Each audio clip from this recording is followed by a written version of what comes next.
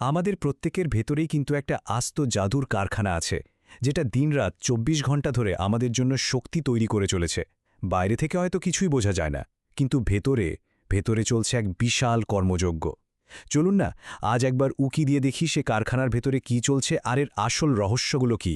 একবার শুধু ভাবুন তো, যদি আমাদের অন্ত্রের ভেতরের পুরো সিস্টেমটা একটা বিশাল পাওয়ার প্ল্যান্টের মতো হয়, যেখানে একটা চুল্লি আছে, হাজার হাজার কর্মী কাজ করছে, আর খাবারটাই হলো জ্বালানি, যেটা থেকে আমাদের চলার শক্তি তৈরি হচ্ছে।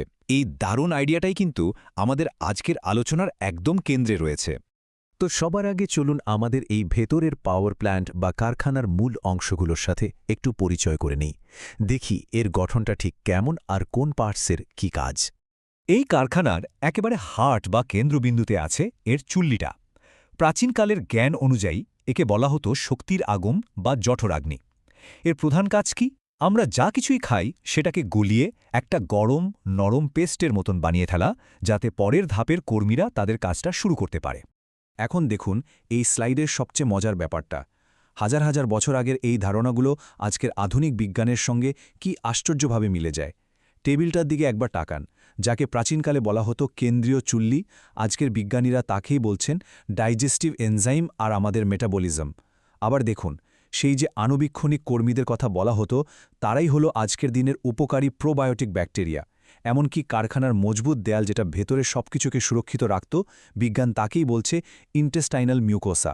কি অদ্ভুত মিল, তাই না? এই কারখানার প্রোডাকশন প্রসেসটা মূলত ৩টে সহজ ধাপে হয়।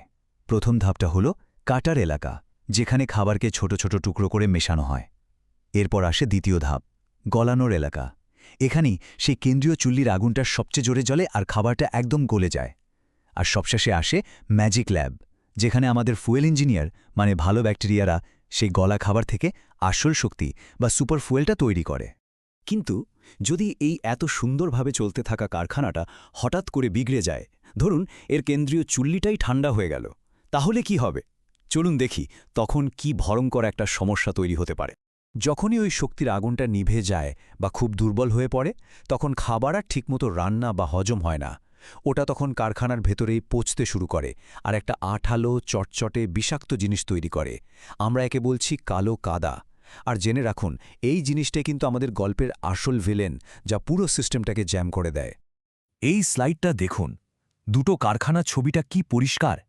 একদিকে একটা একেবারে সুস্থ প্ল্যান্ট, যেখানে শক্তির আগুন দাউ দাউ করে জ্বলছে, শরীর একদম হালকা আর এনার্জিতে ভরপুর। আর অন্যদিকে একটা ঠান্ডা জ্যাম হয়ে যাওয়া প্ল্যান্ট, যেখানে কালো কাদা জমে শরীরটা কেমন যেন ভারী, ক্লান্ত আর গ্যাস ভর্তি বেলুনের মতো হয়ে গেছে। আচ্ছা, শরীরে এই কালো কাদা জমছে কিনা তা বোঝার কিন্তু কিছু স্পষ্ট লক্ষণ আছে। যেমন ধরুন, খাওয়ার পরেই খুব ঘুম পাচ্ছে, বা সকালে উঠে দেখছেন জিভের উপর একটা সাদা আস্তরণ পড়েছে, কিংবা মাথাটা কেমন ঘোলাটে লাগছে, কিছু মনে থাকছে না, অন্ত্রে গ্যাস জমে অস্বস্তি হচ্ছে। এগুলো কিন্তু অবহেলা করার মতো ব্যাপার নয়। এগুলোই আপনার ইঞ্জিন আপনাকে সতর্ক বার্তা পাঠাচ্ছে। তাহলে এখন প্রশ্ন হলো, এই জ্যাম হয়ে যাওয়া কারখানাটাকে আবার আগের মতো ঝকঝকে করে চালু করার উপায় কি?